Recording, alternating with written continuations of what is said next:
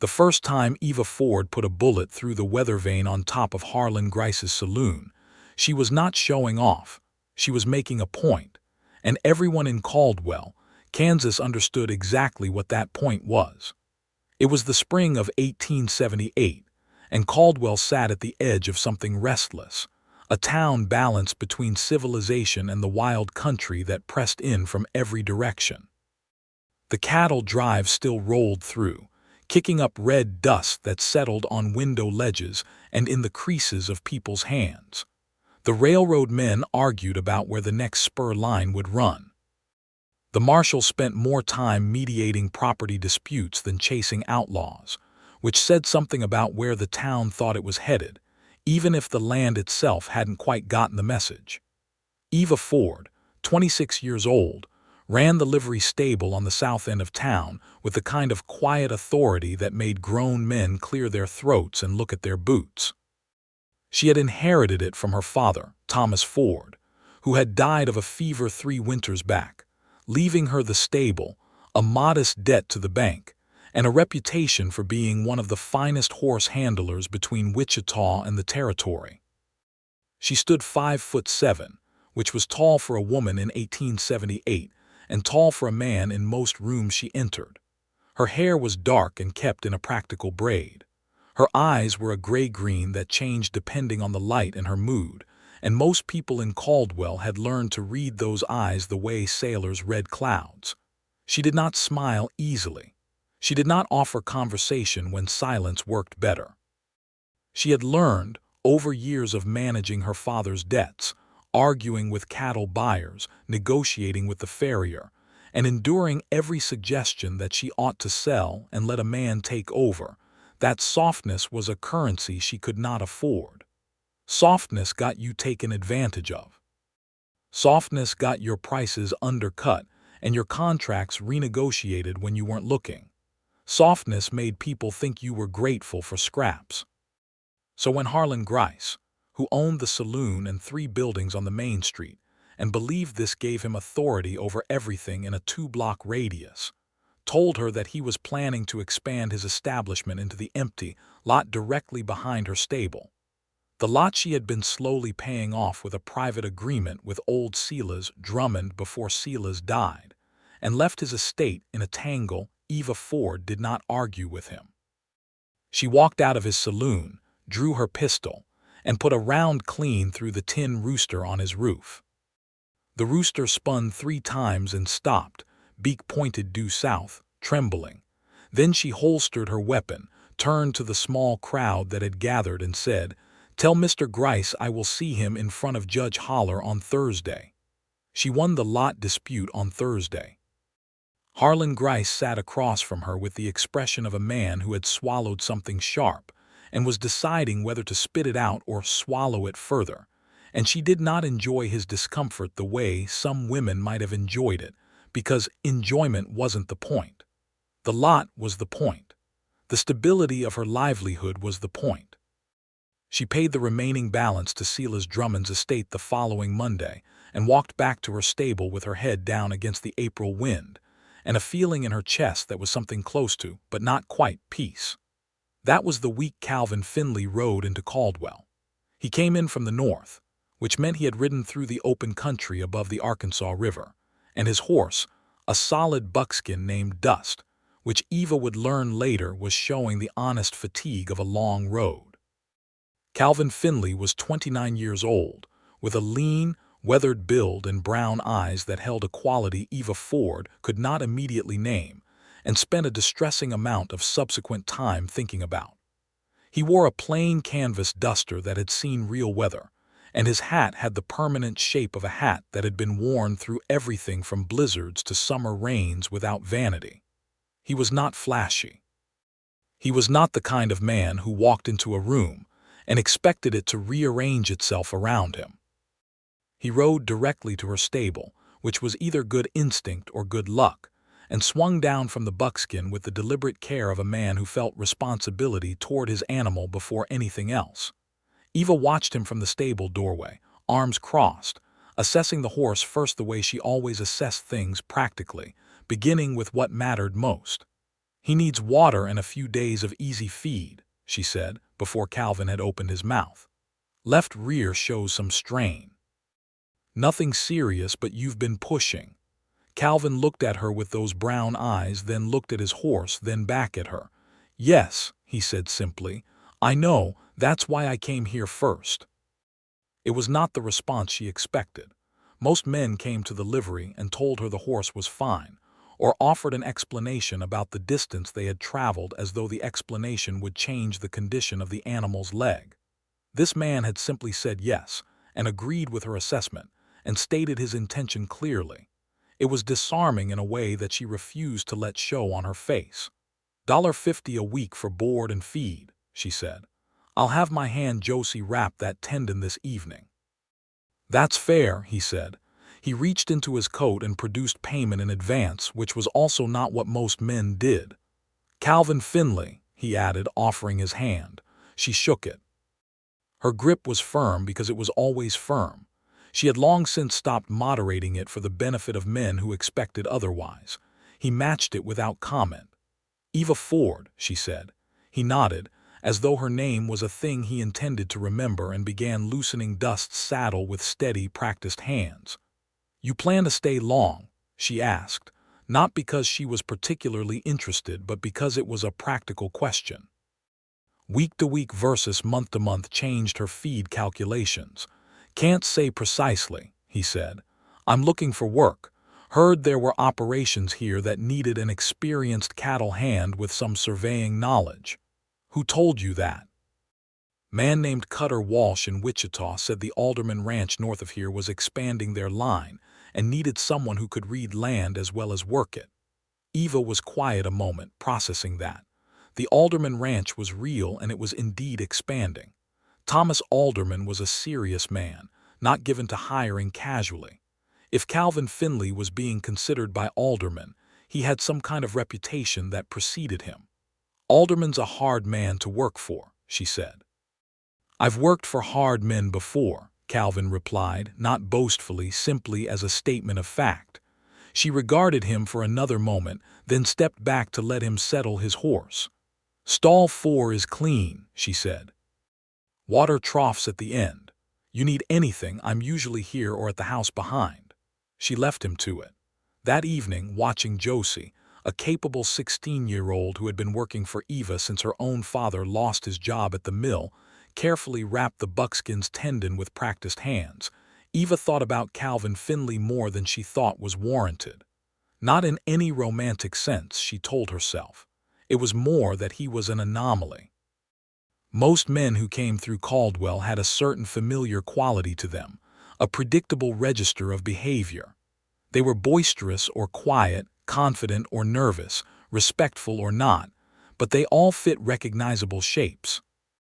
Calvin Finley had not immediately resolved into any shape she recognized, and that was interesting to her the way a knot in a piece of wood was interesting, not beautiful, necessarily, but worth looking at. She paid no further thought to it that night. She had accounts to reconcile and a fence in the back paddock that needed new posts. Calvin Finley went to see Thomas Alderman 2 days after his arrival in Caldwell, and he came back with the job. Eva heard this from Margaret Teller, who ran the dry goods store and knew everything about everyone in a town of 940 people. Margaret mentioned it with the particular brightness she reserved for information she considered relevant to her listener, which told Eva that Margaret Teller had already started constructing some narrative about the two of them that Eva had no interest in inhabiting. He seems a steady sort, Margaret offered, arranging bolts of cloth with unnecessary precision. He keeps his horse in my stable, Eva said, setting her list of supplies on the counter. That's the extent of my acquaintance. Margaret smiled in the infuriating way of women who believe they know things they do not know, and Eva took her supplies and left.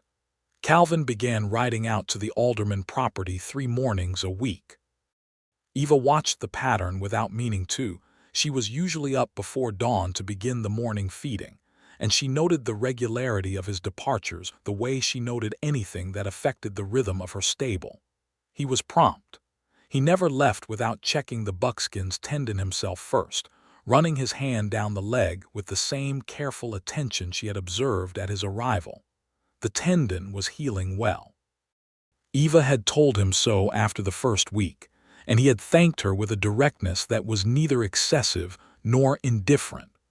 They had a conversation about horses on the fourth day after his arrival that lasted nearly an hour, which surprised them both. It had started simply enough. He had come in to check on Dust in the early morning and found Eva examining the back left hoof of a brown mare that had been brought in lame by a rancher's wife the previous afternoon. Eva was crouched down, holding the hoof between her knees, cleaning it with a pick and talking to herself in a low, steady murmur not unusual. She always talked to the horses. It was practical, not sentimental, she maintained. Calvin had leaned against the stall post without announcing himself, watching, and she had heard him eventually and looked up with the sharp eyes of someone who does not like being observed without consent. "She step on something?" he asked. "Gravel abscess," Eva said, setting the hoof down and straightening. "Going to need to poultice it and keep her still for a week." He nodded slowly. "My grandfather had a mare with chronic abscesses, same left rear. He swore by hot brand poultices every evening." "That's what I'm doing," Eva said, and there was a slight pause, a beat of mutual recognition that neither of them was foolish about horses, and then they were talking. Really talking, the way people sometimes do when they find a shared language in an unexpected place. They talked about horses the way other people talked about books or music, with real engagement, with opinions held firmly and adjusted when better information came, with the pleasure of finding a topic where there was both agreement and genuine difference worth exploring. He had grown up on a ranch in Texas, he told her, south of San Antonio, and had learned to work cattle before he was 12.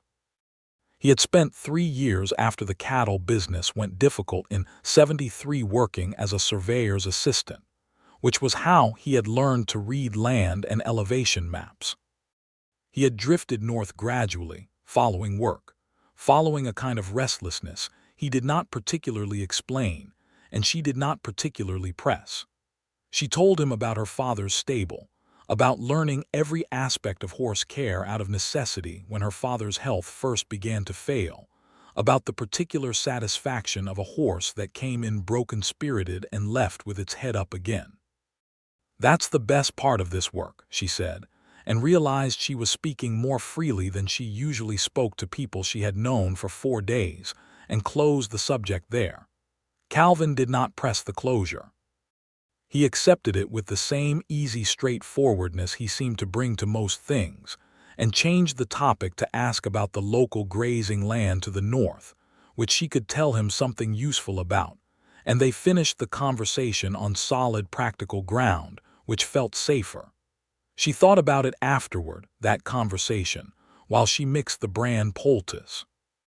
The thinking was not unwelcome, precisely, but it was unexpected, and Eva Ford did not particularly like unexpected feelings taking up residence in her chest without invitation. She told herself it was nothing. By the 3rd week, Calvin Finley had settled into Caldwell with the quiet competence that seemed to characterize everything he did.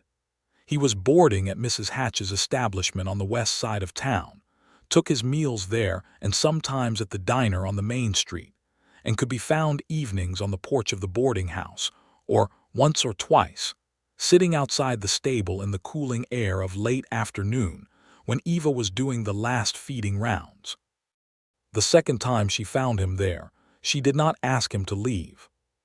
She handed him a spare bucket and put him to work, because she had too much to do to stand around wondering what he was doing sitting in the cooling air near her stable, and if he was going to be there, he could be useful. He took the bucket without comment, asked which stalls needed water topped off, and did exactly that. This became, gradually, a pattern.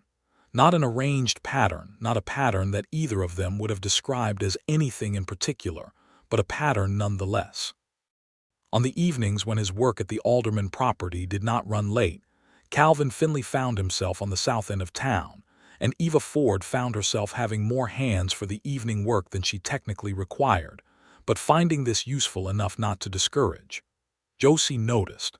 Josie was 16 and thought it was tremendously romantic and told Eva so one evening while they were storing fresh hay. "It is not romantic," Eva said flatly. "He helps with the evening water because he has nothing else to do after supper, and it's a practical arrangement."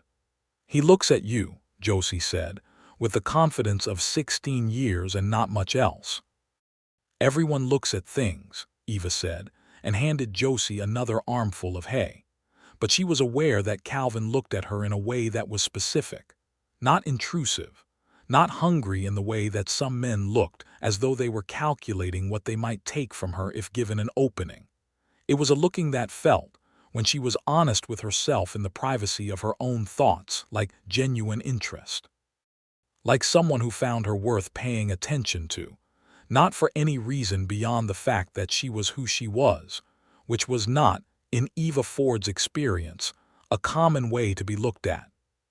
She put more energy into not thinking about it than she probably would have expended if she had just thought about it and moved on. The thing that cracked the careful arrangement of their slowly developing not-quite friendship open was not a romantic moment.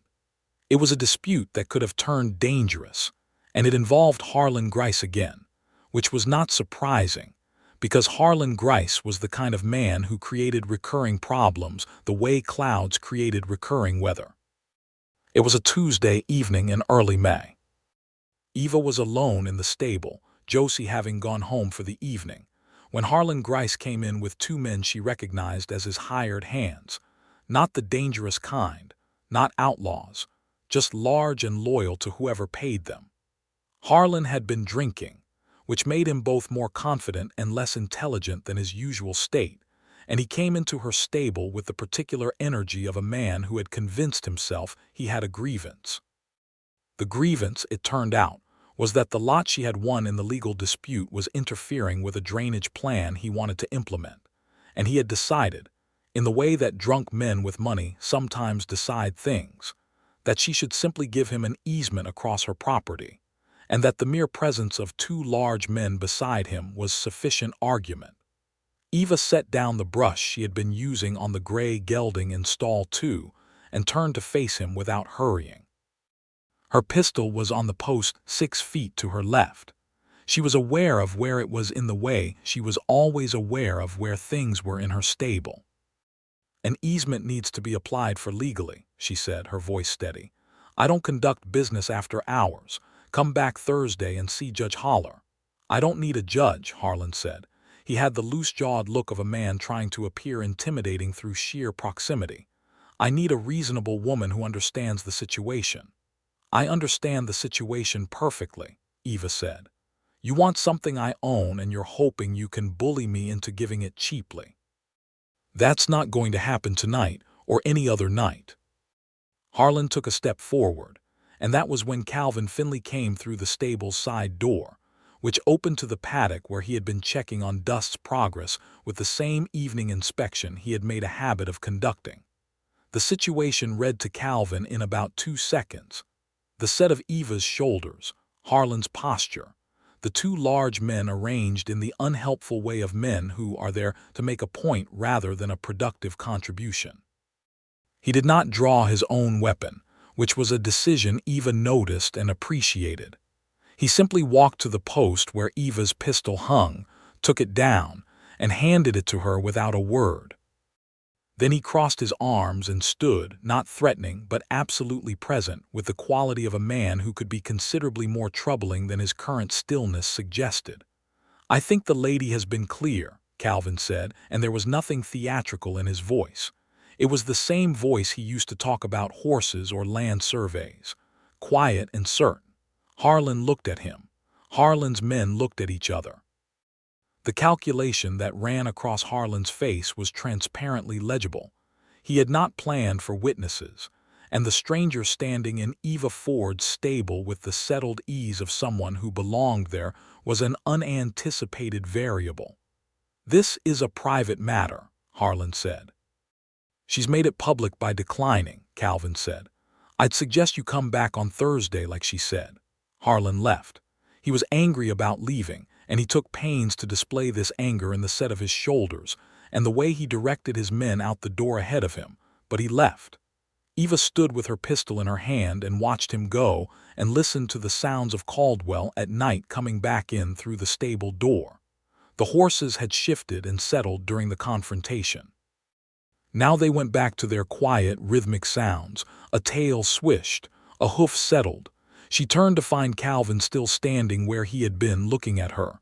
"I had it," she said. "I know," he said. "I don't need," she started.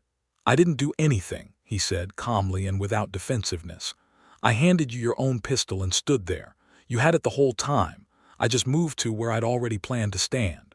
There was a long pause in which Eva Ford processed this framing and found it honest. He had not drawn. He had not confronted Harlan first. He had given her her own weapon and stationed himself as a secondary presence while she handled her own situation.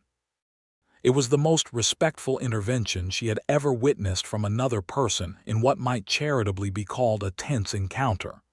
"Thank you," she said, which was not something she said easily. "You're welcome," he said, which was not something most men would have said. Most men would have offered reassurances or gone into detail about what they would have done to Harlan's men if it had escalated, or made something out of the moment that minimized her part in it. He simply accepted her thanks, and that was the end of it. Except it wasn't the end of it, for Eva, because when he left and she latched the stable door and walked back through the quiet evening to her house behind the building, she stood in her small kitchen for a long time with the lamp burning and felt something in her chest she hadn't felt for a very long time, which was the particular warmth of recognizing that someone understood you. Not despite how you were, but because of how you were. The distinction felt enormous. She put the kettle on, because that was the sensible thing to do, and she drank her tea and went to bed. And she told herself firmly that warmth was a simple thing and did not require any further analysis. June arrived, and with it the heat that came to the Kansas prairie like a flat, relentless hand pressing down on everything. The cattle drives picked back up in earnest, which meant the stable was busier than it had been in the spring, with drovers coming in needing temporary board for trail horses. Sometimes 20 animals at once to manage with her and Josie and old Clement, who helped on busy days. Eva was in the saddle more during this season, riding out to meet incoming drives and negotiate boarding fees, assessing animals that buyers brought in for sale, occasionally making a purchase herself when the price was right and the animal had potential. Calvin's work at the Alderman property had expanded. Thomas Alderman had found his new hire's survey knowledge valuable enough to put him to work on a significant project, mapping the northern boundary of the Alderman land for a potential land sale to the railroad company, which required time, careful work, and a certain amount of navigating the complicated politics between Alderman and his neighbors, who had their own opinions about where lines ran. Calvin was good at this. Eva could see it from the way Thomas Alderman talked about him when she encountered Alderman in town, which was not something Alderman did casually. He was not a man who praised his employees to strangers. The fact that he mentioned Calvin's work in even passing terms meant he valued it considerably. She and Calvin had moved, without either of them specifically deciding to, into the comfortable territory of people who know and like each other, and have begun to arrange small interactions as though they are entirely accidental. He had coffee at the diner on Wednesday mornings. She had coffee at the diner on Wednesday mornings. This had been true for roughly 5 weeks running, and neither of them had ever mentioned it directly. One Wednesday morning in the second week of June, she arrived at the diner and he was already there, and the small table by the window that they usually occupied independently was the only table with 2 free chairs, which meant they sat across from each other rather than at adjacent single spots, and this small shift in proximity produced a conversation that was different from their usual conversations in quality, if not obviously in content. She asked him about the survey work. He told her about a section of land north of the Alderman boundary, where an old creek had shifted its course, and was creating a boundary dispute between Alderman and a neighboring operation called the Morse Ranch. The dispute was not hostile, not yet, but it was the kind of thing that could become hostile if it wasn't addressed carefully, and Calvin was spending significant mental energy on how to address it diplomatically. "Morse is a reasonable man," Eva said. "I've had his horses through here. He's direct, but he listens." Calvin looked at her across the coffee cups. "Do you know everyone in this country?" "I know everyone with horses," she said. "That's most people." Something in the way he said it, not teasing, not mocking, genuinely curious, with the warmth of a man who found her extraordinary in a way he was not yet putting into direct words, made her look away at the window for a moment, at the morning traffic on the main street, the general store owner opening his shutters, a wagon loaded with feed coming up from the south. "How long have you run that stable alone?" he asked. "Since my father died," she said. 3 years. He was quiet for a moment. "That's a significant operation for one person." "I have Josie and Clement when I need them," she said. "That's not what I meant," he said. She met his eyes again. He had the look of a man who was choosing his words carefully, not out of manipulation but out of genuine care, which was its own particular thing that she was finding increasingly difficult to defend against. "I know what you meant," she said. "I manage." "I can see that," he said. "I'm not questioning whether you can do it. I just wondered if it was heavy sometimes." The simple directness of the question, without any implied suggestion that she ought to hand the heaviness off to someone capable of bearing it, made something in her chest do a complicated thing that she was not prepared to examine in a diner at 8 in the morning, with Calvin Finley sitting across from her. "Yes," she said, which was the honest answer, and the only time she had said it out loud to anyone. He nodded. He did not offer solutions or reassurances or the various shapes of advice that men usually defaulted to when a woman admitted difficulty. He just acknowledged what she had said and let it be true without turning it into anything other than what it was. They drank their coffee. A boy from the livery up the street ran past the window chasing a rolling hoop, and they both watched him for a moment, and then they talked about other things. Walking back to the stable afterward, Eva Ford thought about what it meant that she had said yes to that question, and to whom she had said it.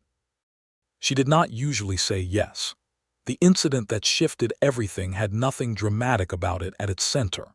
It happened on a quiet Thursday afternoon, when the heat was sitting heavily on the town, and the main street was mostly empty in the drowsy hours after midday, and Calvin came to the stable not at his usual evening hour but in the middle of the afternoon. He had come from the alderman property, still dusty from the road, and she could see from his face that something had occurred, but he was not distressed.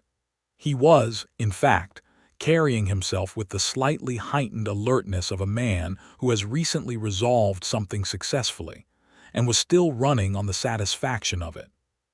He told her that the Morse Ranch boundary dispute had been settled, that he had managed to get both Alderman and Morse at a table that morning, had presented the survey data in a way that satisfied both parties, and had drawn up a compromise boundary that the judge in town had agreed to certify. It was a good outcome for everyone involved. Thomas Alderman had told him, upon shaking his hand, that it was the best work he'd seen done in a land negotiation in 20 years. She listened to all of this and found herself genuinely pleased for him. Not politely pleased, not socially pleased, but actually glad, in the way you are glad for someone who has done something they are good at and had it recognized appropriately. It was a feeling she identified with some surprise as caring, as real caring, the kind that is not transactional and has no particular agenda. "That's well done," she said, and she said it the way she said things, directly, without embellishment, which meant she meant it entirely. Something in Calvin's expression shifted, very slightly, at the way she said it, as though the simplicity of her acknowledgement meant more to him, coming from her, than a more elaborate congratulation might have. "I brought something," he said, which was unexpected, and produced from his coat pocket a small glass bottle of apple preserves. "Mrs. Hatch made too many jars and was pressing them on everyone this morning. I thought you might want one. I know you take toast in the mornings." He knew she took toast in the mornings because she had mentioned it exactly once, in passing, during a conversation about whether the general store's flour was worth the price. He had remembered it. She looked at the small jar of apple preserves and felt the warmth again, the warmth that she kept telling herself was simple and required no analysis, and found it was no longer possible to describe it as simple. "Thank you," she said, and took the jar. He looked at her with those steady brown eyes and the not quite a smile that was more expressive than most men's full smiles, and he said, "Eva," just her name, but in the way that names can sometimes contain entire conversations, this one did. "Calvin," she said back, and it was acknowledgement and it was also beginning. He asked her that evening if she would walk with him, after the stable work was done, just along the creek south of town, where there was usually a breeze in the evening. She stood there with the apple preserve jar still on the workbench, and considered all the reasons that a practical woman with a business to run and a reputation to maintain and no time for things that complicated her life would decline, and found that the reasons, which had been substantial for most of her 26 years, had somehow grown thin. "All right," she said. They walked along the creek while the sun went down in the spectacular way it went down in Kansas in early summer, which was not subtle. It was all of orange and deep red, and a kind of gold that turned everything it touched into something almost sacred. The creek made its low summer sound over the stones. Cottonwood trees stood along the bank with their particular silver-green leaves moving in the small breeze, and it was cooled down by the water in the way it was only cool in the evening by water during a Kansas summer. Eva Ford did not make small talk, and Calvin Finley apparently did not require it. They walked in a companionable quiet that stretched out and did not become uncomfortable, which was itself remarkable, because most silences with most people became uncomfortable for Eva after about 60 seconds. She was always aware of what was not being said. With Calvin, the silence was easy in a way that she had not experienced since she was a girl walking beside her father in the evenings. He told her about his mother, who had died when he was 23, a fever that came quickly and left a gap in his life that he had been trying to pace around ever since. He said it simply without performance, and she understood this because she had her own gap, shaped like her father, and she told him so. "Do you have anyone else?" she asked. "Family." "A brother in Texas," he said. "We write sometimes. He has a ranch of his own now. He's good at it." He paused. "I wasn't made for staying in one place when I was younger. I think I was still trying to figure out what I was looking for." She considered this. "Have you figured it out?" He glanced at her, and the last of the evening light caught the side of his face, and he said, "I'm getting closer." The directness of it, which was exactly as direct as she was herself, which made it impossible to deflect or pretend she had not understood, made her stop walking. He stopped a step ahead of her and turned. "I don't know how to be someone's," she started, and then stopped, because the words were not coming in the right order. "I haven't asked you to be anyone's anything," he said. His voice was the same quiet, certain voice he always used, the voice that never tried to pressure or persuade beyond the actual meaning of the words. "I just like walking with you along this creek." She looked at him in the failing light. The creek ran past. A nighthawk called somewhere above them. The evening star appeared over the tree line. "I'm not built for softness," she said, and there was an honest rawness to it, because she was telling him something true about herself, something she had decided about herself years ago and had never questioned, and she was handing it to him like a warning and also like a confession. He did not look troubled by it. He looked at her, and his eyes held that quality she had never quite named, and now, standing here in the Kansas dusk, she thought perhaps what it was that he saw her. Simply and fully and without any apparent need for her to be different. "I've never asked you to be anything but yourself," he said. And Eva Ford, who had held the hard line of her own self for 26 years without apology, stood on the bank of a creek in the summer dark and felt it, the strange, terrifying, unprecedented feeling of being entirely known and entirely accepted at once. And it was not soft. It was something fiercer than soft, something that felt more like the wind than like anything gentle, and it moved through her like weather. She did not cry. That was not who she was.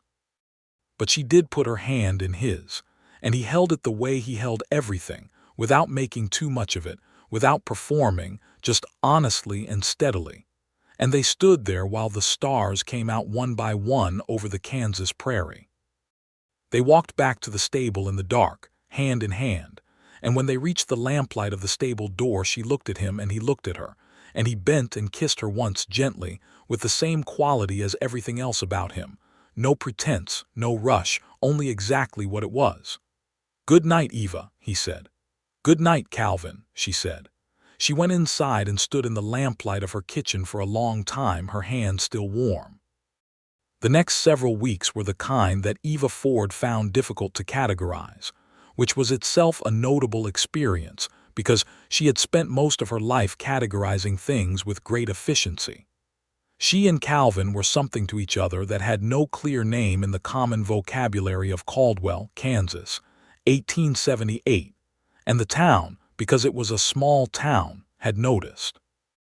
Margaret Teller had the expression of a woman who had been vindicated in a long-held belief and was exercising admirable self-control in not saying so more openly.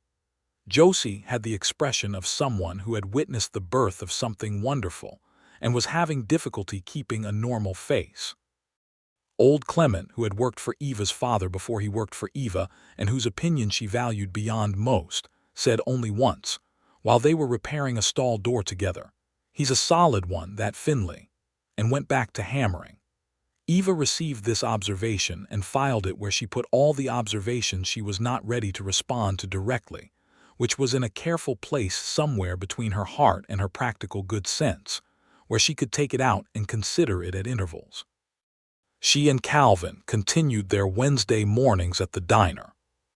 They continued the evening walks, which became a regular thing, 2 or 3 times a week, along the creek or sometimes north of town, where the prairie stretched out under the enormous sky. They talked about everything: her plans for expanding the stable, his survey work, the complicated politics of the local land ownership as the railroad pushed farther west, the nature of the territory that still lay unresolved to the south, where the Comanche and Kiowa had been pushed back and back until the space they occupied had become something brutal and small. Calvin had opinions about this that were not the opinions of most men in Caldwell, and Eva respected them because they were honest and not fashioned for an audience. "My grandfather's ranch ran up against Comanche land in Texas," he told her one evening. "There were men on both sides who made it work, who traded and respected boundaries, and there were men who made it terrible. The ones who made it terrible usually had the law behind them, which made them feel righteous about it." She was quiet, listening. She had her own history with this, the complicated texture of living on a frontier where the violence of expansion had been done before her arrival and continued to be done, out in the territories, in ways that were reported in the newspapers with a particular self-satisfied tone that she had never been able to read without discomfort.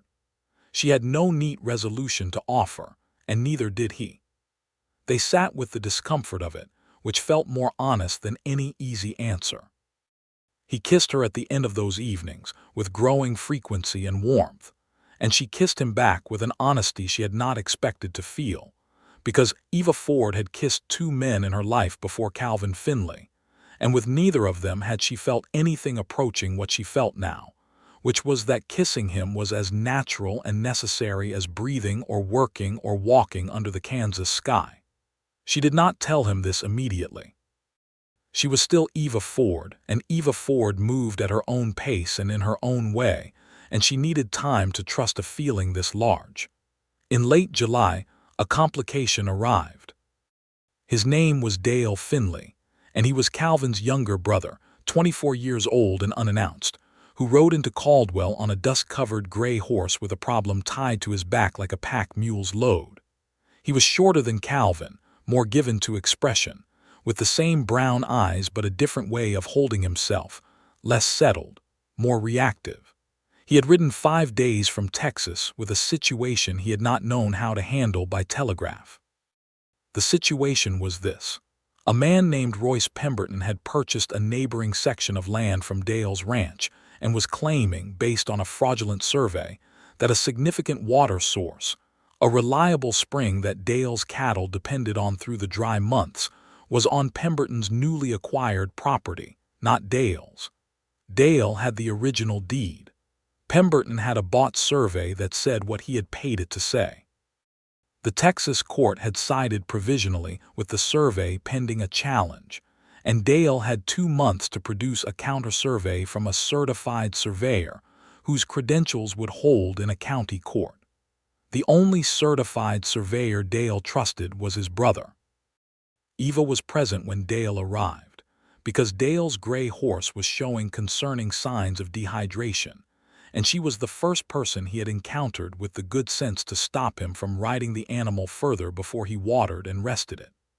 By the time Calvin arrived from the Alderman property to find his brother sitting outside the stable with a cup of Eva's well water, she had already heard most of the situation from Dale's quick, emphatic recounting. She watched the brothers together, the way Calvin's face moved through concern, calculation, and something protective when Dale described the spring situation.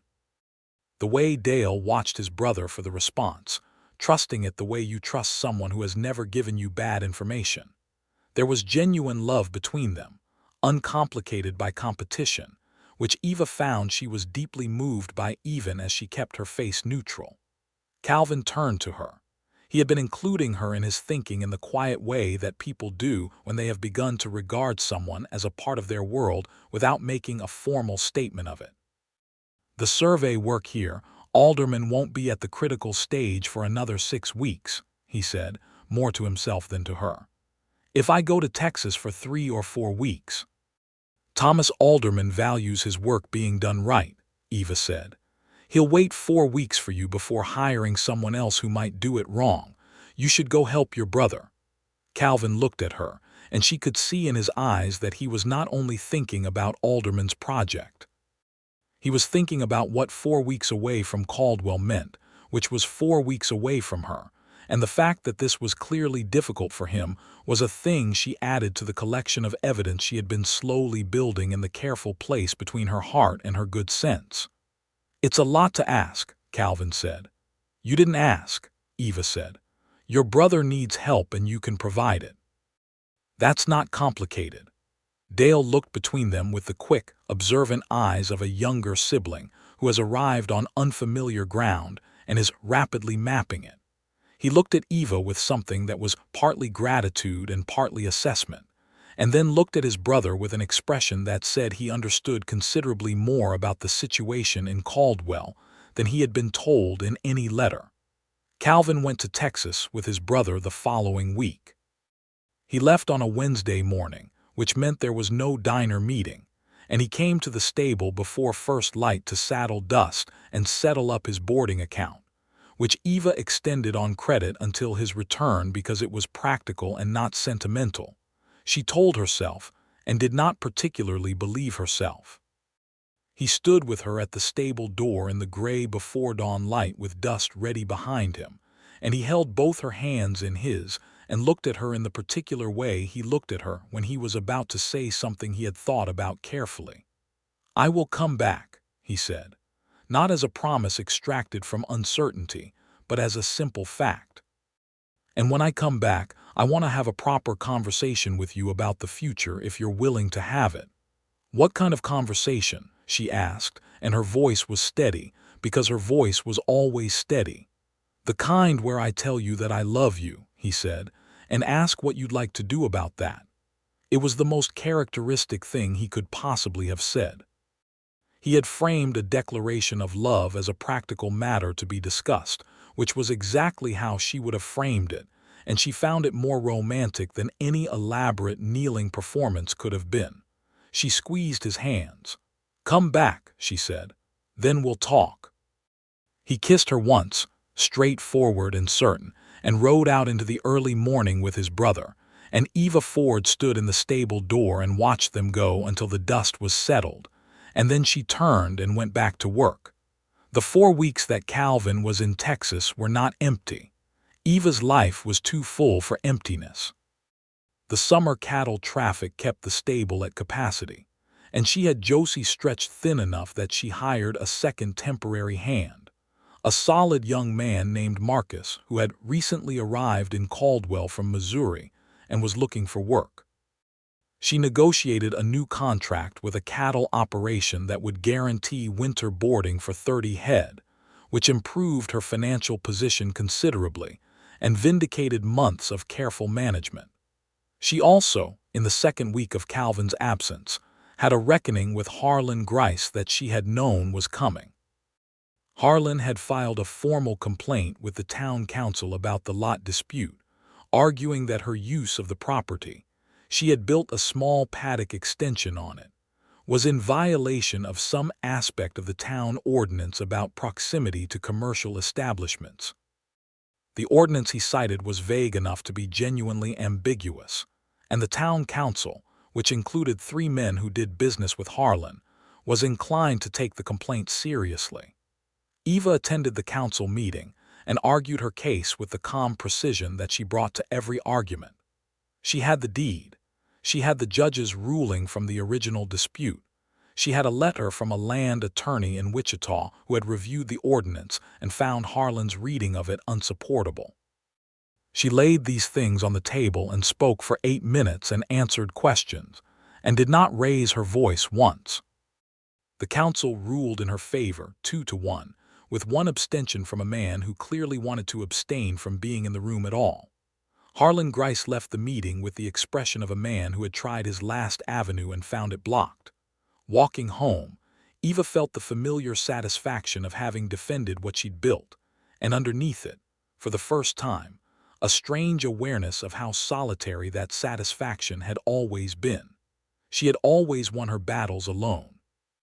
There had been no one to come home to after the council meeting and say this is what happened, and have them care genuinely about what it meant to her.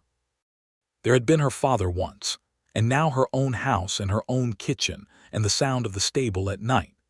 She found herself thinking about Calvin's voice saying "I love you," and what she would say back, and whether that word was too large for the careful container she'd built around herself, and whether it mattered if it was, because possibly the container had not been built for permanence but for survival, and possibly she was done merely surviving and was ready for something that required more room.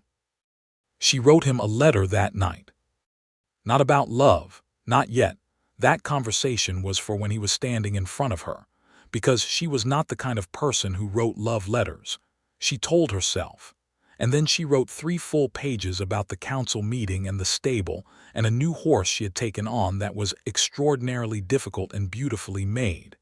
And she put it in the envelope and found that the letter was, in fact, a love letter, even if it did not contain the word.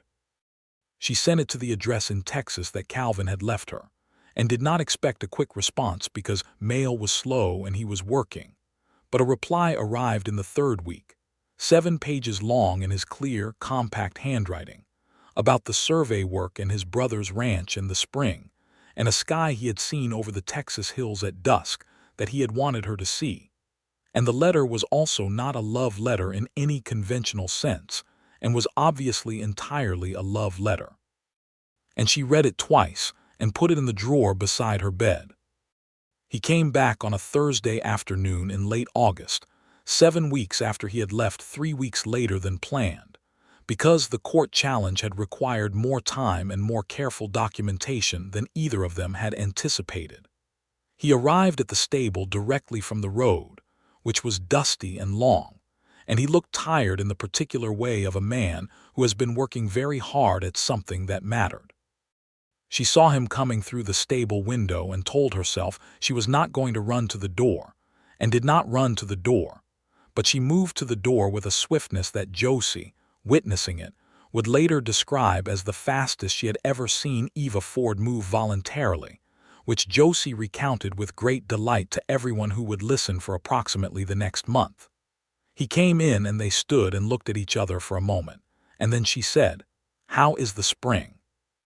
"The spring is resolved," he said. "Pemberton's survey was thrown out. Dale's claim is solid." "Good," she said. "And Dust?" "Dusty's well." He paused. "How are you?" "I'm well," she said. "The council ruled for me on the ordnance dispute."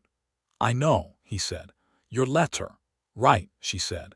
They were both being very deliberate about saying ordinary things in the way that people are deliberate about ordinary things when there is a very large thing hovering in the air between them. "You said you wanted to have a conversation," she said. "I did," he said. "I do." "Then have it," she said, and she held his gaze the way she held everything, directly, without flinching. He stepped forward, took her hands, and said, "I love you, Eva.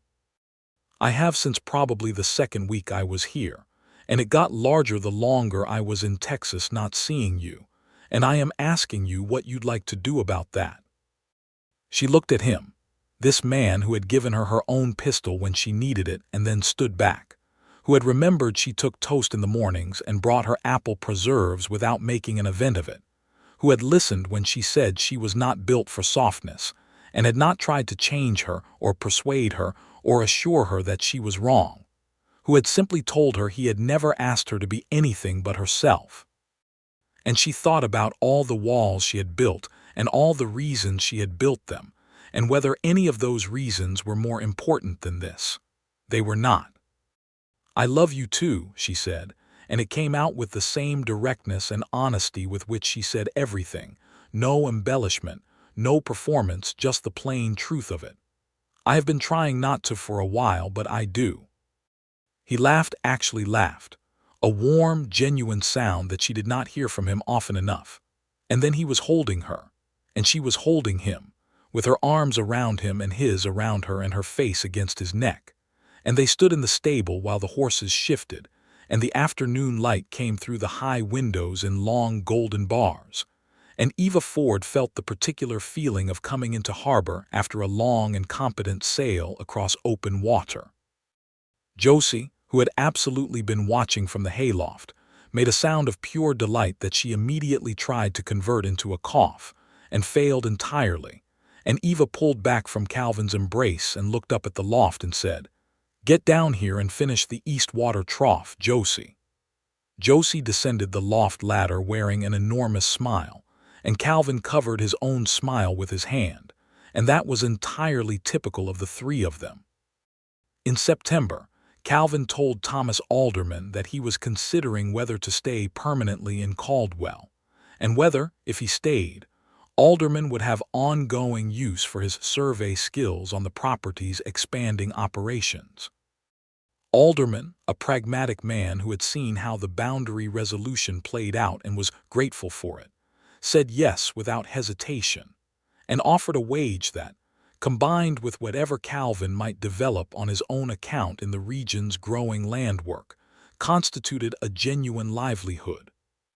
Calvin came to Eva that same evening at the stable, and she was at the end of the day's work, and he sat on the fence rail and watched her put the last of the animals down for the night with her usual unhurried competence. When she came out and latched the last stall, he told her about the conversation with Alderman. "Caldwell suits me," he said. "I think I've known that since May." She leaned against the fence beside him. The evening was cooling and the first early stars were appearing over the east horizon. "What else would keep you here?" she asked. She meant it genuinely as a practical question, though she was aware it was also more than that. He looked at her sideways. "I believe you already know the answer to that." She did know, and she was, for the first time in a very long time, not afraid of knowing it. "I want to propose something to you," she said, and it came out of her somewhat to her own surprise, though upon reflection it was not surprising at all, because she had been considering it since that walk along the creek when he had said he was getting closer to figuring out what he was looking for, and the direction of her thinking on the matter had been developing ever since. "I want to propose something practical," she clarified. He waited with his characteristic patience. "My stable is successful," she said. "It's going to grow, and there's land adjacent to what I have now that I've been considering for an expanded paddock situation. The south quarter of the Peterson lot is coming up for sale in the fall, Peterson having decided to move to Colorado, and it would allow me to nearly double my boarding capacity. The problem is capital and labor. I have the first year in reach, but not the second and third. And I have Josie and Clement, but I need someone who can take over operations when I'm out negotiating or buying animals, which I need to do more as the business grows." She paused. She was not a woman who paused often. "I'm proposing a partnership," she said, "in the business, and I'm also," another pause shorter, "proposing that you move from Mrs. Hatch's boarding house." He looked at her for a long, quiet moment. "Are you proposing that I live here?" he asked, and his voice had a gentleness and a warmth that made the words feel like something being folded carefully around the actual meaning. "I'm proposing that we get married," she said, bluntly and clearly, in the way that Eva Ford did everything. "If you want to, it makes sense practically. And I love you.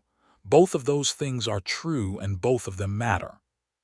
He was quiet for a moment that was slightly too long for her comfort, and she was beginning to wonder if she had miscalculated, which was an unfamiliar and extremely unwelcome sensation, when he said, "I had a ring." "Had," she said. "I was going to ask you," he said, and there was something in his voice that she realized was him trying very hard not to laugh. "But I was trying to find the right moment, and I had planned it somewhat differently than this." She looked at him. "Do you have the ring with you?" "I do," he said. "It's in my coat." "Then the moment is now," she said. "If the answer is yes, which I assume it is, or this conversation has gone considerably worse than I thought." He did laugh then, and reached into his coat pocket, and produced a simple gold band that caught the last light in the way that simple things sometimes do.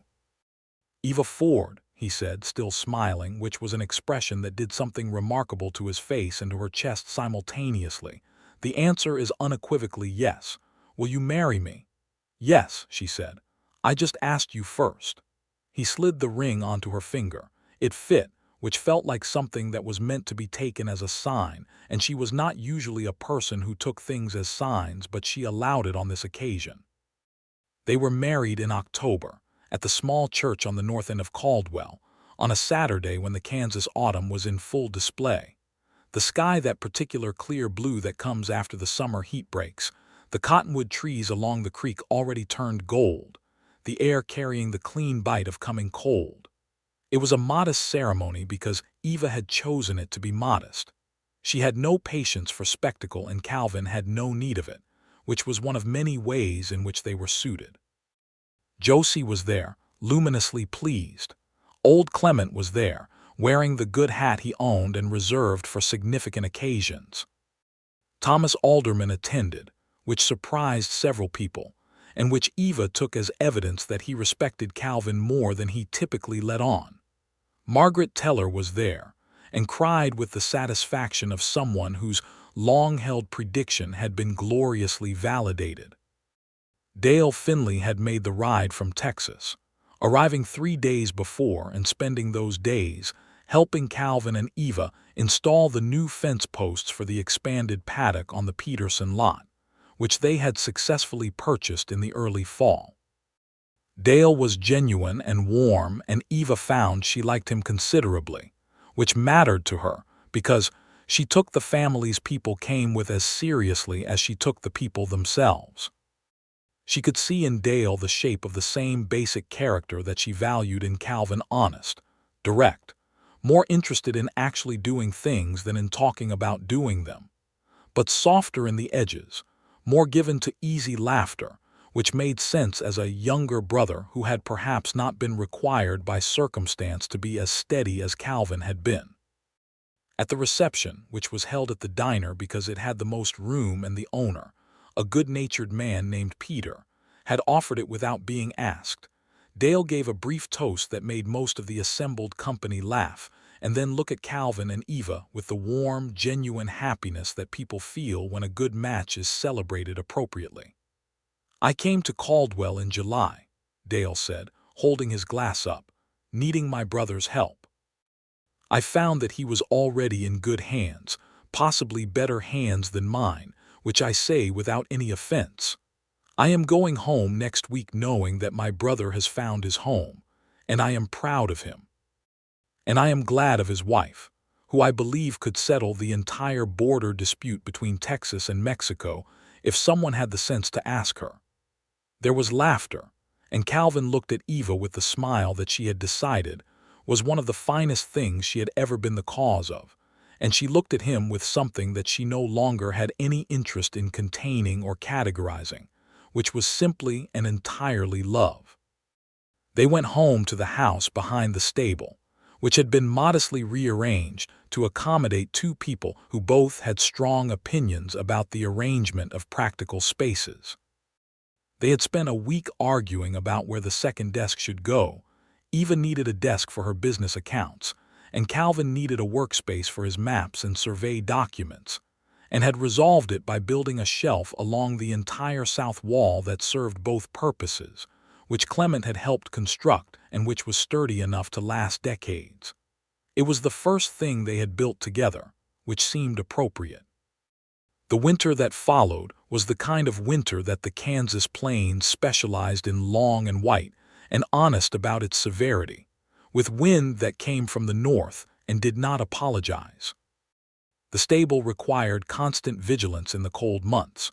Horses needed more feed, water troughs needed breaking twice daily, stall conditions required careful management to prevent illness. Calvin took the early morning rounds while Eva managed the accounts and the correspondence that came with growing the winter boarding contract, and they traded responsibilities with the ease of people who trust each other's competence enough not to supervise it.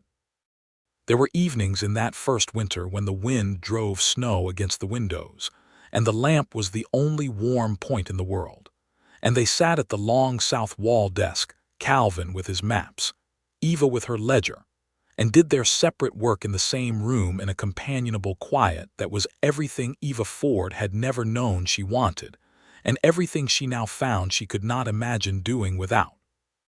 She told him this one night without particular ceremony, looking up from her ledger at his bent head over a land map. "I did not know it would be like this," she said. He looked up. "Like what?"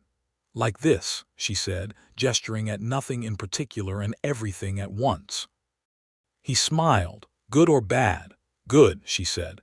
"Better than I knew how to want." He reached across the desk and covered her hand with his for a moment, and then they went back to their work, and outside the wind moved across the Kansas winter, and inside it was warm.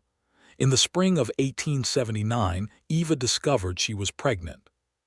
She sat with this information for 2 days before telling Calvin, not out of hesitation about telling him, but out of her characteristic need to thoroughly understand a thing before she spoke about it. She was thinking about what it meant, this new shape their lives were going to take, running it through the practical infrastructure of her mind, and also the deeper, less organized place in herself where things like joy and terror and wonder lived without particular logic. On the third day, she told him at breakfast plainly, watching his face. She watched surprise move through his expression, and then something that she could only describe as a kind of luminous, stunned happiness which she had not quite seen on his face before but recognized immediately as real. "Eva," he said, and for once his voice was not entirely steady. "I know," she said. "Are you?" he started. "I'm well," she said. "I saw the doctor yesterday. He confirmed it. He expects around November." Calvin stood up from the table and came around to where she was sitting and crouched down and took her face in his hands very gently, which was something he had never done before, and she let him, which was something she might not have let someone do before, and he said, "I am extraordinarily happy." "So am I," she said, and she found that this was true in a way that moved through her like the first warm air of spring after a long winter, not soft, because she was not soft, but alive and wide and real. The news moved through Caldwell in the way news moved through small towns in 1879, which was to say it moved immediately and thoroughly. Margaret Teller sent a jar of her own preserved peaches and a note that contained 14 exclamation points, which Eva counted with some bemusement. Josie, who had turned 17 by this point and was increasingly indispensable to the stable operation, cried with uncomplicated delight. Thomas Alderman shook Calvin's hand in the street with enough force to constitute a genuine congratulation, and said that it was fine news, and this was Alderman's equivalent of throwing a party.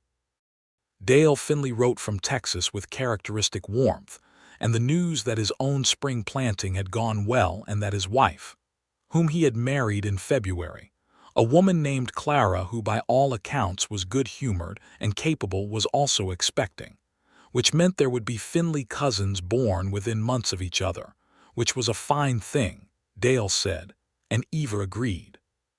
The pregnancy did not change how Eva Ford ran her business, which she had expected it would not, but which she knew some people expected it would. She continued the stable work with appropriate modifications as her body changed, handing more of the heavy physical labor to Marcus and Clement and Calvin, who managed this without making her feel diminished by it. She continued the business negotiations and the account management and the correspondence. In August, she arranged the purchase of 4 additional horses from a retiring rancher 60 miles west, negotiating by letter and closing the deal at a price that impressed even Thomas Alderman when he heard about it. "You have a gift," Calvin told her, after reading the terms of the purchase over her shoulder. "I have practice," she said. "Practice and a refusal to accept the first number anyone offers." But she smiled, and he kissed her temple, and that was that. Their son was born on a cold morning in late November 1879, which was inconvenient timing in terms of the stable work, but was not, as Eva pointed out to anyone who suggested she might consider resting, going to change itself on account of timing. She named him Thomas Henry Finley Thomas for her father, Henry for no one in particular, but because it had weight and suited the boy, who arrived in the world with a serious expression and large dark eyes that eventually settled into the same gray-green as his mother's. Calvin held the baby with the particular care of a man who is not afraid of fragility because he understands it, and looked at this small, serious person they had made, and then at Eva, who was tired in the way of women after labor but fundamentally herself direct and clear and present, and he was moved in a way that had no words adequate to it. "Thomas Henry," he said, testing the name. "He looks like a Thomas Henry," Eva said. "What do you think?" "I think he's extraordinary," Calvin said, still looking at the baby, and meaning both the name and the child and everything that had come before the child and everything that would come after. Eva watched her husband hold their son and felt the particular expansion of heart that she had been warned about by other mothers and had discounted somewhat because she had never been given to excessive emotionality, and found that excessive was a relative term, and that her heart was doing something entirely unprecedented, and that she was not in the least inclined to argue with it. Thomas Henry Finley was a serious, curious child who watched the horses in the stable with great concentration from his first weeks, and showed no fear of them, which Eva took as an excellent sign. By the time he was pulling himself upright and toddling after his mother through the stable's main aisle, the horses had categorized him as a small, interesting thing that smelled of the people they trusted, and they were gentle around him with the instinctive care that horses sometimes show. Calvin documented the expanding property boundaries with a professional survey that made their ownership clear and defensible, because he had learned from Dale's situation that clear documentation was worth any amount of future trouble avoided. The Peterson lot addition had been fully incorporated into the stable operation by the winter of 1880, nearly doubling the boarding capacity as Eva had planned, and the Finley livery, which was the name painted now on the south-facing wall in good black paint by a sign painter from Wichita, was the most well-regarded stable between Caldwell and Wichita, and had built a reputation that brought business from ranchers and cattle buyers across a wide radius. Harlan Grice had given up his campaign against Eva's lot. He had moved his attention to a dispute with the railroad, which was a larger adversary and one he found considerably less satisfying to contend with, and he rarely crossed paths with the Finleys in any meaningful way. The town had grown enough by 1880 that one man's petty grievances were increasingly irrelevant to the wider machinery of Caldwell's functioning. Eva Ford Finley. She used both names professionally and always had, which raised eyebrows and was eventually accepted as simply what she did was 28 by the fall of 1880, with a 2-year-old son, a thriving business, and a marriage that had become the kind of marriage that people in Caldwell held up, without necessarily saying so directly, as evidence of what a good thing looked like. Not because it was romantic in the demonstrative sense, though it was that too, in its own way, but because it was so clearly real, so clearly between two people who knew each other and chose each other from that knowing, not from some constructed version that would fade when the construction became too difficult to maintain. Calvin had become one of the most trusted survey and land professionals in the region by this point. The demand for clear land documentation was increasing as the railroad brought more settlers and more disputes about where things began and ended, and his combination of practical field experience and genuine care about doing the work accurately made him someone that both individual clients and official bodies sought out. He was occasionally asked to consult on matters in neighboring counties, which required time away that he and Eva managed with the practical shared management they had developed for everything.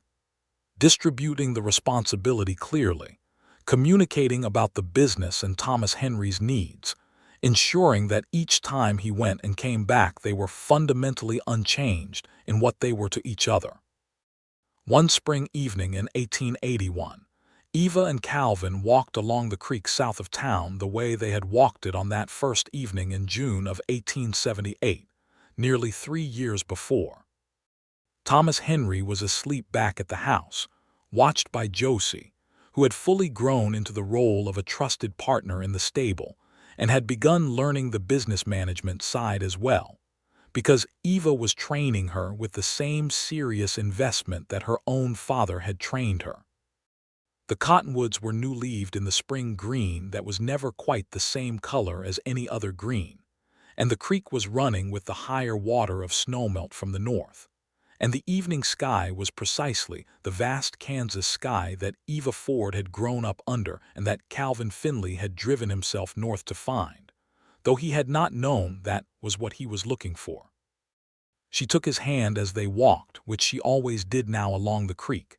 His hand was familiar to her in the deep way of things that have been part of your everyday world for years, the weight and warmth and texture of it, the way his fingers closed around hers with the same natural certainty that he brought to everything. "Tell me something," she said. What kind of something? She thought about it. Something good. He was quiet for a moment, walking, looking at the creek and the sky.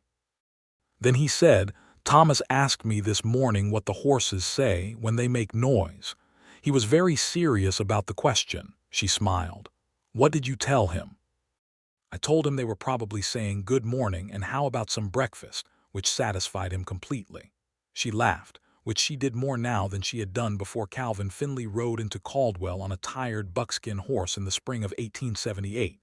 She had always been capable of laughter. She had simply had fewer occasions for it. Life had given her more occasions now, and she took them. "He is going to love those horses like you love them," Calvin said.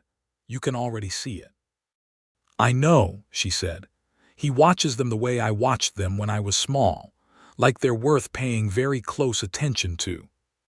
"He comes by it honestly," Calvin said, and there was a warmth in his voice that was not diminished by familiarity. 3 years of being loved by Calvin Finley had taught Eva that his warmth was not a temperature that fell over time, but one that was steady and renewable, which was consistent with everything else about him. She stopped walking and turned to look at the creek in the evening light, the way it caught the last of the sun in the ripples over the stones.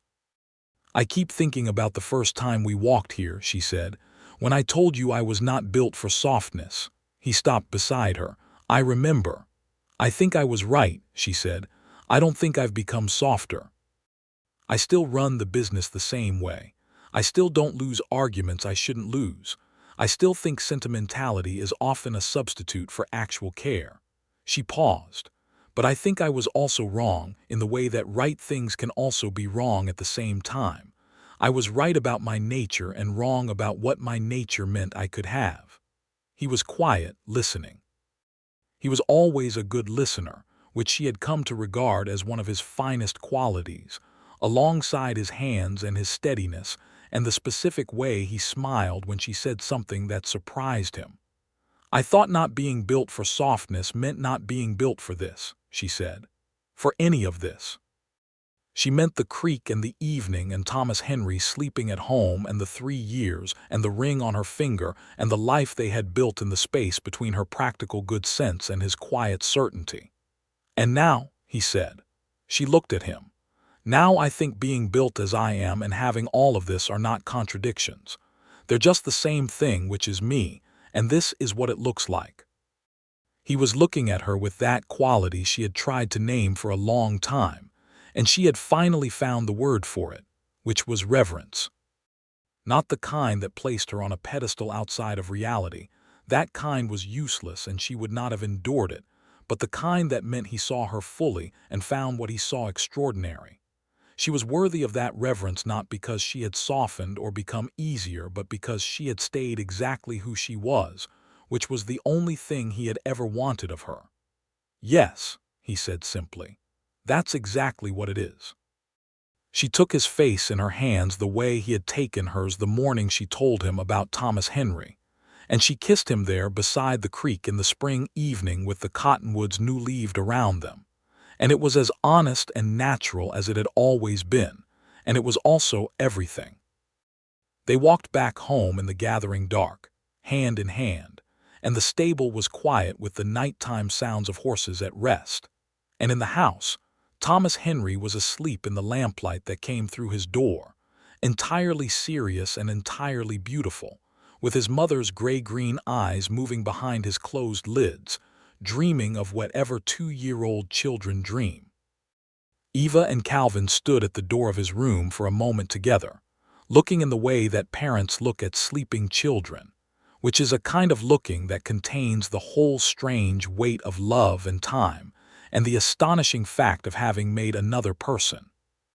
Then they closed his door softly and moved through their house to the kitchen, and Calvin put the kettle on because he knew she always wanted tea in the evenings, and Eva opened the window because the spring night was warm enough, and the sound of the creek came in through the window from the south, and somewhere in the stable a horse shifted in its sleep, and they sat at the kitchen table in the lamplight with their tea, and the window open, and the world outside was the wide Kansas world that was both wild and becoming settled.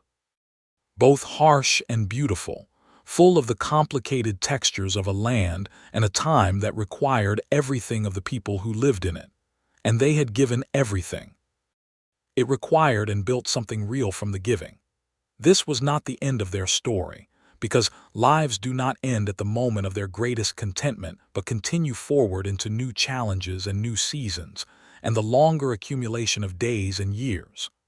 But it was a completion, not a conclusion, but a completeness, the kind that comes when the people you are and the life you have arrived, through honesty and effort and love, at a place where they fit together without apology. Eva Ford had told him she was not built for softness, and he had never asked her to be anything but herself, and in the years that followed, this would remain the truest thing between them, the cornerstone on which the entire architecture of their shared life had been raised, solid and practical and full of the quiet grace that comes not from sentiment, but from two people who chose each other honestly, every day, and found in that choosing something that was neither soft nor hard, but simply, completely real. Thomas Henry grew to be a boy who could read a horse's temperament before he could read a word, which Eva taught him before he could be taught anything else, and who learned to read land maps on his father's knee, tracing the surveyor's lines with his small fingers, and who was serious like his mother and steady like his father, and who would one day grow into someone that both of them would look at across a dinner table in the later years and find entirely recognizable. Which was the finest thing they had given him, not a smooth life or a soft world, but the tools and the character to meet whatever world he found with honesty and capability. and the Finley livery stood on the south end of Caldwell, Kansas, and the sign stayed up on the south-facing wall in good black paint, and horses came in needing care and left with their heads up again, and the creek ran past the south of town through spring and summer and autumn and winter, and the cottonwood trees turned gold every fall and new green every spring, and Calvin Finley rode dust through all of it, the old buckskin having recovered his tendon entirely under Eva's care and lived a long, good life, and Eva Ford moved through her days as she had always moved, direct and capable and honest, but warmer now, in the way of something that has opened its door to the weather rather than built walls against it, and found the weather at last worth letting in. The stars came out over Caldwell on a Thursday evening in the spring of 1882, when Eva and Calvin sat on the porch after Thomas Henry had been put to bed, and the news that had been quietly confirmed by the doctor that afternoon sat between them with the particular warmth of something new and possible. Their second child would arrive in October, the doctor had said, and they sat with this the way they sat with most large things, quietly, beside each other, letting it settle into the shape of something real. Another Thomas? Calvin asked, which was his way of asking if she had thoughts already. If it's a boy, she said, I thought maybe James, for no particular reason except that it sounds right. James Finley, he said and nodded. And if it's a girl, she was quiet for a moment. Margaret, she said, and then looked at him sideways. And before you say anything, it is not because of Margaret Teller. I was not going to say anything, he said, with the expression of a man who was absolutely going to say something. It's a good name, Eva said firmly. It's an excellent name, he agreed, with the warmth and the not-quite smile that she had loved for nearly 4 years, and intended to love for every year that followed. The night was warm and the stars were brilliant over the Kansas plain, and the stable was quiet, and Thomas Henry was dreaming, and in the porch light Calvin reached over and took Eva's hand, and she held his, and the future stretched out ahead of them open and unwritten and entirely theirs, which was the most that anyone could ask of any life, and which was, in the end, enough, which was not a small word. In her vocabulary, or in any honest accounting of what it meant to build something worth keeping from the raw material of who you were and what you loved, and the particular, irreplaceable person who had sat down beside you one Wednesday morning in a diner in Caldwell, Kansas, and looked at you like you were worth paying close attention to. It was more than enough. It was everything.